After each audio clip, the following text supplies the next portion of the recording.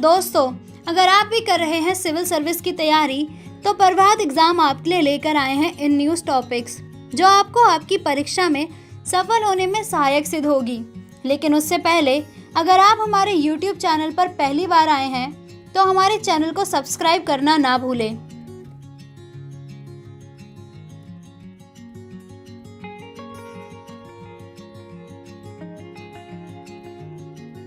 तो चलिए स्टार्ट करते हैं आज का इन न्यूज़ टॉपिक। क्या है नागरिकता संशोधन कानून तथा इससे संबंधित मुद्दे। हाल ही में गृह मंत्री अमित शाह ने फिर से दोहराते हुए कहा है कि कोविड-19 महामारी समाप्त होते ही नागरिकता संशोधन अधिनियम यानी CAA लागू किया जाएगा। क्या है नागरिकता संशोधन अधिनियम 2019? नागरिकता संशोधन अधिनियम 2019 11 दिसंबर 2019 को संसद द्वारा पारित किया गया था।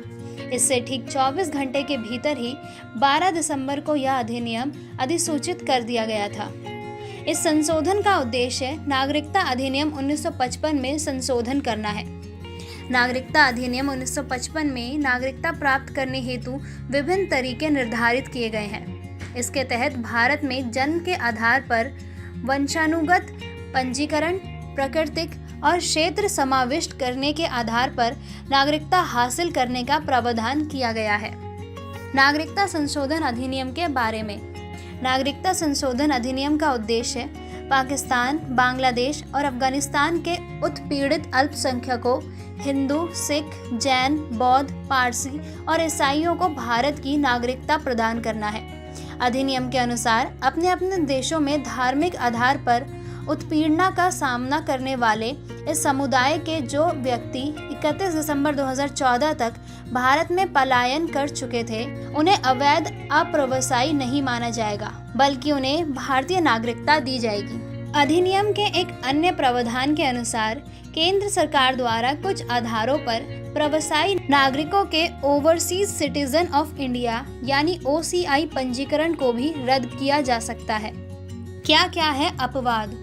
संविधान की 6ठी अनुसूची में शामिल होने के कारण यह अधिनियम त्रिपुरा, मिजोरम, असम और मेघालय के आदिवासी क्षेत्रों पर लागू नहीं होता है। इसके अलावा बंगाल ईस्टर्न फ्रंटियर रेगुलेशन 1973 के तहत अधिसूचित इनर लिमिट के अंतर्गत आने वाले क्षेत्र भी इस अधिनियम के दायरे से बाहर हैं। क्या है कानून से संबंधित मुद्दे? यह कानून संविधान के मूल सिद्धांतों का उल्लंघन करता है। इसके अंतर्गत धर्म के आधार पर अवैध प्रवासियों की पहचान की गई है। यह कानून स्थानीय समुदाय के लिए एक जनसंख्याई खतरा समझा जा रहा है। इसमें धर्म के आधार पर अवैध प्रवासियों को नागरिकता का पात्र निर्धारित किया गया है।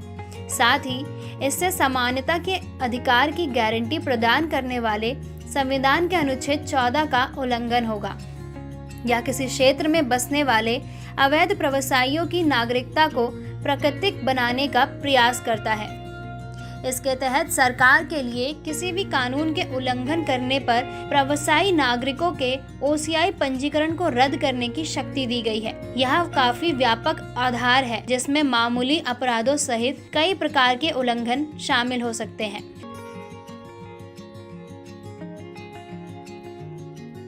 तो चलिए स्टार्ट करते हैं आज का इन न्यूज़ टॉपिक।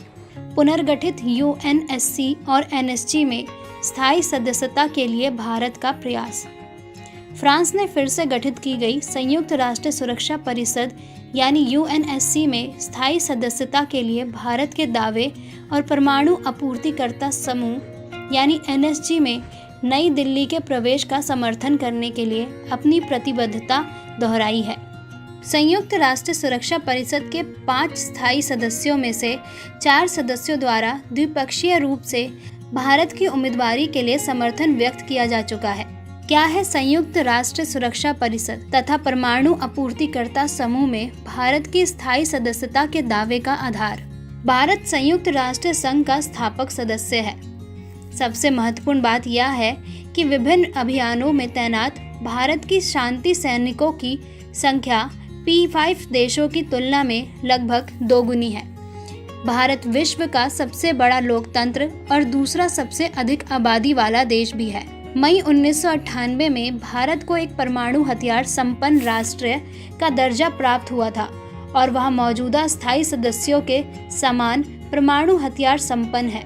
इस आधार पर भी भारत सुरक्षा परिषद में स्थायी सदस्यता का स्वाभाविक दावेदार बन जाता है।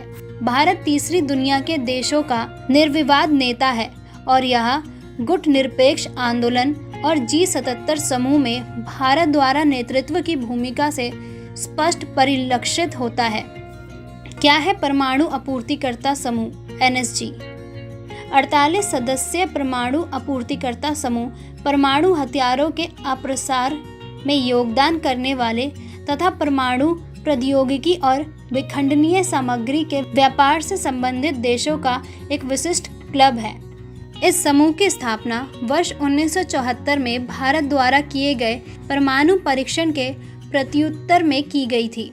परमाणु आपूर्तिकर्ता देशों का यह समूह परमाणु हथियारों के निर्माण में इस्तेमाल की जा सकने वाली सामग्रियों, उपकरणों और प्रौद्योगिकी के निर्यात को नियंत्रण करके परमाणु प्रसार को रोकने की कोशिश करता है। NSG की पहली बैठक नवंबर 1975 में लंदन में हुई थी और इसलिए इसे आमतौर पर लंदन क्लब के रूप में भी जाना जाता है। इसके दिशा निर्देश बाध्यकारी नहीं होते हैं। क्या है NSG की सदस्यता से जुड़े हुए लाभ? समूह में शामिल होने के बाद परमाणु आपूर्तिकर्ता समूह के सदस्य निम्नलिखित लाभ प्राप्त होते हैं। परमाणु मामलों पर समय पर सूचना साझा करने के माध्यम से योगदान, सदस्य देश की साख की पुष्टि होती है, सदस्य देश सामंजस्य और समन्वय के साधन के रूप में कार्य कर सकते हैं। समूह के सदस्य बहुत ही पारदर्शी प्रक्रिया का हिस्सा होते हैं। भारत की NSG सदस्यता के प्रयास का विरोध। 5 परमाणु हथियार संपन्न देशों में से एक चीन भारत की NSG सदस्यता के प्रयास का मुख्य रूप से इस आधार पर कड़ा विरोध करता है कि नई दिल्ली परमाणु अप्रसार संधि का हस्ताक्षरकर्ता नहीं है। चीन के विरोध ने समूह में भारत के प्रवेश को कठिन बना दिया है क्योंकि NSG आम सहमति के सिद्धांत पर काम करता है।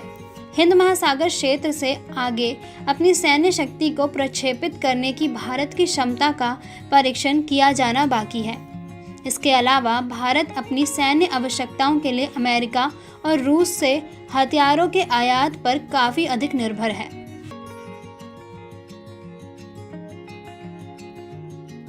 तो चलिए स्टार्ट करते हैं आज का न्यूज़ टॉपिक। खाद्य संकट 2022 पर वैश्विक रिपोर्ट। हाल ही में global network against food crisis द्वारा खाद्य संकट 2022 पर वैश्विक रिपोर्ट जारी की गई है। यह GNAFC द्वारा प्रकाशित की जाने वाली प्रमुख रिपोर्ट है और इसे खाद्य सुरक्षा सूचना नेटवर्क की सहायता से तैयार किया गया है। क्या है रिपोर्ट के प्रमुख बिंदु? वैश्विक स्तर पर वर्ष 2020 की तुलना में 2021 में लगभग 40 मिलियन अधिक लोगों को खाद्य संकट या बदतर स्तर पर तीव्र खाद्य असुरक्षा का सामना करना पड़ा है। आधा मिलियन से अधिक इथियोपियाई, दक्षिणी मेडागास्कर, दक्षिणी सुडानी और यमनवासी तीव्र खाद्य असुरक्षा के शिकार हैं। 53 देशों या क्षेत्रों में 193 मिलियन से अधिक लोगों ने वर्ष 2021 में खाद्य संकट या बदतर स्तर पर तीव्र खाद्य असुरक्षा का सामना किया था। खाद्य संकट के पीछे के कारण। विभिन्न क्षेत्रों में जारी संघर्ष की वजह से 24 देशों या क्षेत्रों में 139 मिलियन लोगों को तीव्र खाद्य असुरक्षा का सामना करने के लिए मजबूर होना पड़ा है। इन देशों या क्षेत्रों में इस समस्या से ग्रस्त लोगों की संख्या में 2020 में 99 मिलियन की वृद्धि हुई है। चरम मौसम की घटनाओं की वजह से 8 देशों या क्षेत्रों में 23 मिलियन से अधिक लोग तीव्र खाद्य असुरक्षा का सामना करने के लिए विवश हुए हैं, जो कि 2020 में 15 देशों या क्षेत्रों में इसके ग्रसित लोगों की संख्या में 15.7 मिलियन से अधिक है। 2021 में आर्थिक झटकों के कारण 21 देशों या क्षेत्रों में 30 मिलियन से अधिक लोगों को तीव्र खाद्य असुरक्षा का सामना करना पड़ा, जो कि 2020 में 17 देशों या क्षेत्रों में इस स्थिति से प्रभावित 40 मिलियन से अधिक लोगों से कम है। स्थायी समाधान के लिए क्या किए जाने की आवश्यकता है? खाद्य संकट के मूल कारणों की स्थायी रूप से समाधान करने के लिए रोकथाम, प्रत्याशा और बेहतर लक्ष्यीकरण के लिए एक एकीकृत दृष्टिकोण अपनाया जाना चाहिए। पहुंच संबंधी बाधाओं को दूर करने और नकारात्मक दीर्घकालिक प्रवृत्तियों को दूर करने के समाधान के रूप में अग्रिम पंक्तियों की मानवीय प्रतिक्रिया के रूप में छोटे जोत वाली कृषि को प्राथमिकता दी जानी चाहिए। Global network against food crisis यानी GNAFC के बारे में।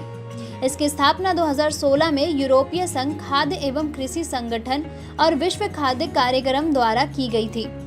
यह खाद्य संकटों को रोकने, तैयार करने और प्रतिक्रिया देने और भुखमरी को समाप्त करने के लिए सतत विकास लक्ष्य को सहायता प्रदान करने के लिए एक साथ काम करने वाले मानवीय और विकास अभिकर्ताओं का एक संगठन है। क्या है खाद्य सुरक्षा सूचना नेटवर्क FSIN के बारे में?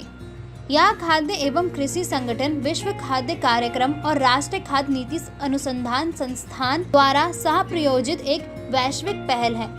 खाद्य सुरक्षा सूचना नेटवर्क का उद्देश्य विश्लेषण और निर्णय लेने हेतु मार्गदर्शन के लिए विश्वसनीय और सटीक डेटा तैयार करने के लिए खाद्य और पोषण सुरक्षा सूचना प्रणाली को मजबूत करना है। क्या है तीव्र खाद्य असुरक्षा?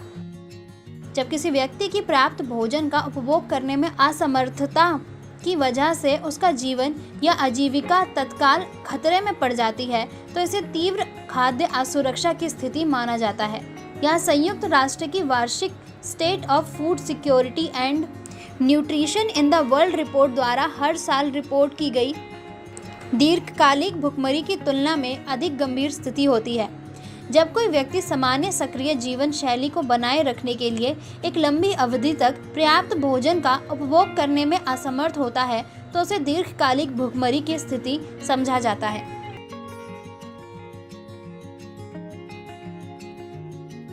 तो चलिए स्टार्ट करते हैं आज का न्यूज़ टॉपिक। सुप्रीम कोर्ट में लंबित मामले। वर्ष 2022 में सुप्रीम कोर्ट के कई वर्तमान न्यायाधीश सेवानिवृत्त हो रहे हैं। परिणाम स्वरूप इस वर्ष शीर्ष अदालत में कई पद रिक्त हो जाएंगे।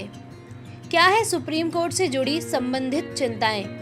सुप्रीम कोर्ट में यह सेवानिवृत्तियां ऐसे समय पर हो रही हैं जब अदालत विशेष रूप से महामारी की क्रूर लहरों के बाद खुद को स्थिर करने की प्रक्रिया में है और अदालत में बड़ी संख्या में मामले लंबित हैं। भारत की कानूनी प्रणाली में विश्व में लंबित मामलों का सबसे बड़ा बैकलॉग अर्थात पिछले मामलों का ढेर है। लगभग 30 मिलियन मामले लंबित है और यह संख्या लगातार बढ़ती जा रही है, जो कि स्वयं की कानून व्यवस्था की खामियों को दर्शाता है।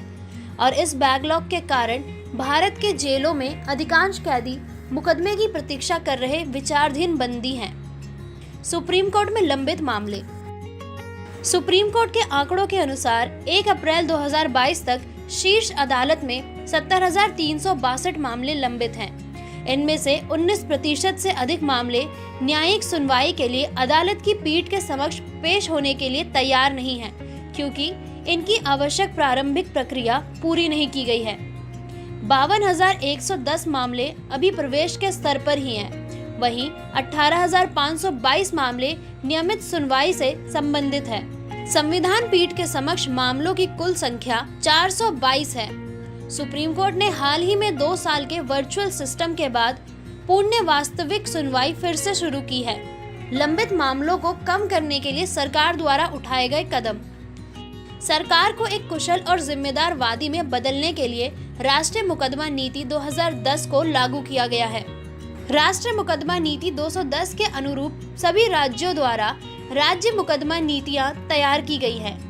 जिन मामलों में सरकार एक पक्ष के रूप में है, उन पर नजर रखने के उद्देश्य से 2015 में कानूनी सूचना प्रबंधन और ब्रीफिंग सिस्टम तैयार किया गया था। सुप्रीम कोर्ट ने केंद्र सरकार को सलाह दी है कि 6 महीने या 1 साल के कारावास की सजा पाने वाले अपराधियों को पहले से ही भरी हुई जेल पर और बाहर डालने के लिए भेजने के बजाय उन्हें सामाजिक सेवा कर्तव्यों का आवंटन किया जाना चाहिए। क्या है समय की मांग? राष्ट्रीय मुकदमा नीति को संशोधित किया जाए। मध्यस्थता को प्रोत्साहित करने के लिए वैकल्पिक विवाद समाधान तंत्र को बढ़ावा दिया जाना चाहिए। सरकार और न्यायपालिका के मध्य समन्वित कार्रवाई की जानी चाहिए। उच्च न्यायालयों पर बोझ कम करने के लिए निचली अदालतों में न्यायिक क्षमता को मजबूत किया जाना चाहिए। न्यायपालिका का व्यय बढ़ाना चाहिए। कोर्ट केस मैनेजमेंट और कोर्ट ऑटोमेशन सिस्टम में सुधार किया जाना चाहिए। विश्व वरिष्ठ पीठों का गठन, मजबूत आंतरिक विवाद संबंध तंत्र, न्यायाधीशों को छोटे और अधिक सुस्पष्ट निर्णय लिखने चाहिए।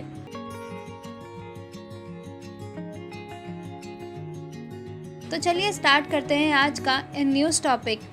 चक्रवात आसानी। आसानी बंगाल की खाड़ी में उत्पन्न होने वाला एक चक्रवाती तूफान है, जिसके भारत के पूर्व तटीय मैदानों, मुख्य रूप से उड़ीसा और आंध्र प्रदेश के क्षेत्रों की ओर तेजी से बढ़ने की संभावना है। क्यों और किसने दिया नाम चक्रवात आसानी? इसका नामकरण श्रीलंका द्वारा किया गया है। सिन्हली भाषा में आसानी का अर्थ क्रोध होता है। इसकी उत्पत्ति बंगाल की खाड़ी में हुई है। चक्रवात आसानी इस मौसम में आने वाला पहला चक्रवाती तूफान होगा। क्या होगा अगले चक्रवात का नाम? आसानी के बाद आने वाले चक्रवात का नाम सितरेंग रखा जाएगा और इस नाम का सुझाव थाईलैंड द्वारा दिया गया है। क्या है चक्रवातों की नामकरण प्रक्रिया? दुनिया भर में प्रत्येक महासागर बेसिन में आने वाले चक्रवातों का नामकरण क्षेत्रीय विशिष्ट मौसम विज्ञान केंद्रों और उष्णकटिबंधीय चक्रवात चेतावनी केंद्रों द्वारा किया जाता है।